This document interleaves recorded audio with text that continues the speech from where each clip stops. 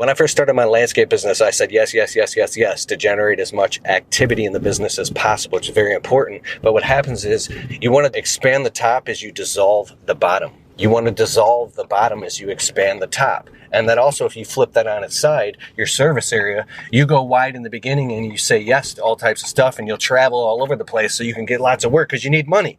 But as you actually start to get customers, you get money, and your schedule gets full and your cup starts overflowing, then you want to start to curb that back and dissolve the bottom and start to say no.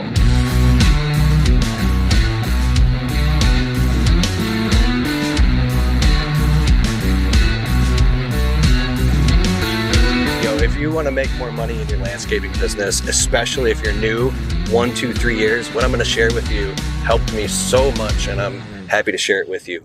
So there's 3 things. 1, if you want to level up your landscape business, I'll tell you all 3, and then I'll break them down real quick for you. 1 is your service area. Hang on, because you want to define your service area very specifically and carefully. Number 2 is you want to develop what's called your service suite, your suite of services. So you don't become a jack of all trades, pulling your hair out, doing low quality work, and your business becomes a nightmare. 3 is you want to learn how to turn landscaping problems into profits. And you need something called the Landscaping Property Opportunity Checklist. Now I'll go back through them. And before I do that, I want to welcome you to register for my free 2-day Level Up Your Landscaping Business workshop. I'm going to go live for 2 days straight and just pour my heart out and share all types of stuff totally for free. And it'll be fun. I'll put a link in the description below, or you can go to keithkelfis.com/2-day register. Okay, back to it. Number 1, defining your service area. And I'll go in much more depth in this when I go live. But in the short, so you can get it and take action with it, especially now, is, okay, when I first started my landscape business, I said yes, yes, yes, yes, yes to generate as much activity in the business as possible, which is very important. But what happens is you want to expand the top as you dissolve the bottom. You want to dissolve the bottom as you expand the top. And then also, if you flip that on its side, your service area, you go wide in the beginning and you say yes to all types of stuff, and you'll travel all over the place so you can get lots of work because you need money. But as you actually start to get customers, you get money, and your schedule gets full and your cup starts overflowing, then you want to start to curb that back and dissolve the bottom and start to say no. So if your service area is 20 miles or 50 miles, that's crazy far. If you got like a roofing business where you're doing $50,000 roof jobs, or maybe you're doing $150,000 crazy hardscaping jobs, maybe you might even go stay in a hotel room or travel. There's this guy, Cruz Lon. He travels and they do crazy stuff. But if you've got a little tiny business, I mean, my service area was like 15 miles. It was too far. I wasn't making any money after all the drive time and labor, and my old rusty truck breaking down. It was stressful. So I kept focusing on drilling deep in the service area of right around my hometown, or where the money was, drilling deep in specific subdivisions, especially. So you drill deep in specific subdivisions instead of just blanket marketing. And then after you start building a healthy clientele, then you don't just start firing the clients that are far away, you start raising the prices on them.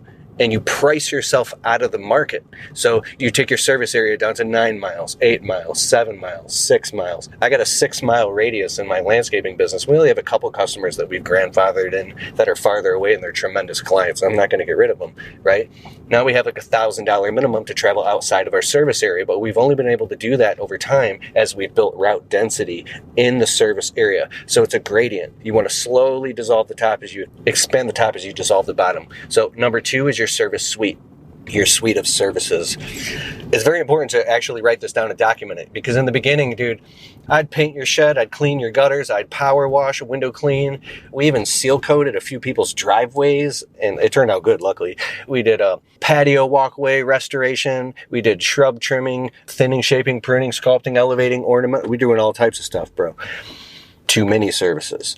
And I was pulling my hair out when I started hiring employees. They were pulling their hair out because they didn't even know what to do day to day, and I couldn't even train them. And now I was running behind cleaning up all the messes because I was the only one who knew how to do all the stuff.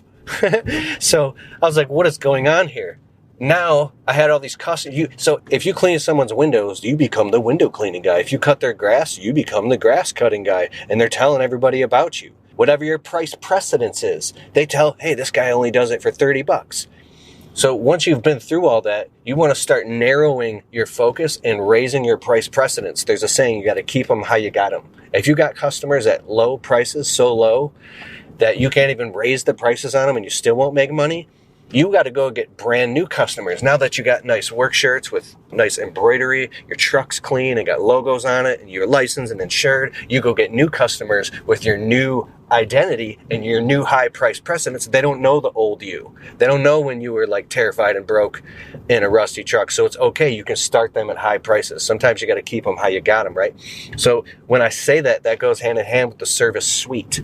You want to learn what services that you can be the best. My friend, Stan Genetic, the Dirt Monkey, is amazing. Check him out on YouTube if you don't already know. He wrote a book called Jack of All Trades, Master of Two. It was funny.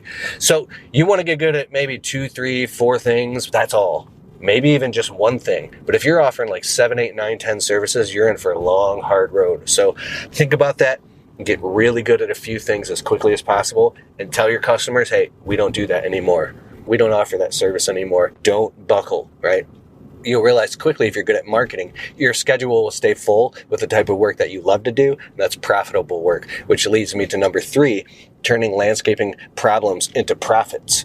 So we have something called a landscaping property opportunity checklist. You're going to get it totally for free when you sign up for my 2-day live workshop, totally free. You're going to get this checklist and it'll show you how when you walk around a property to give a customer a quote, you can get excited now because instead of maybe Mrs. Jones just wants a quote to trim her bushes or get a lawn cut or do some mulch. Your eyes are open and your head's on a swivel with a heart of service saying, you know what? I noticed that if you do gutter cleaning and you see leaves falling out of the, we offer gutter cleaning. Or if you do power washing and their driveway is disgusting as oil stains all over, we offer that.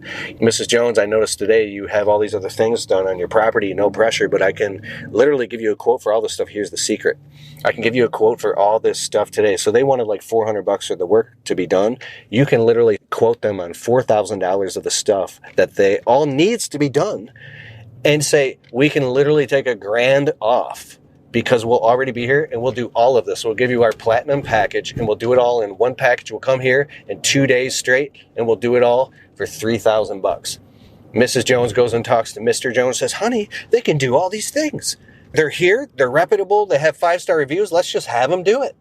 And now, instead of them having to go to a whole bunch of different contractors or never get the work done, you just serve these people at a high level with a heart of service. And you gave them a discount, and now they're happy because they got all that crap done and off their plate. You literally take care of their whole property or whatever services you offer right there, and you got it done for them. You know how high of a level of service that is? And you made yourself a whole bunch more money at higher profit margins. There's so much more I can share, and I'm going to share that. But that's the property opportunity checklist allows you to check off and find out all the opportunities on a customer's property so you can turn landscaping problems into profits. What's up with that? So I'm Keith Kelfis. I've been talking about how to start your business from 0 to 100K, and I help emerging entrepreneurs start and grow their landscaping business from 0 to 100K. Hit the subscribe button if you haven't already. Turn on the notifications bell so you can notify when I make a video, and check the links in the description below. And I hope to see you at my Level Up Landscape workshop coming soon. Click the link, sign up. I'll see you there.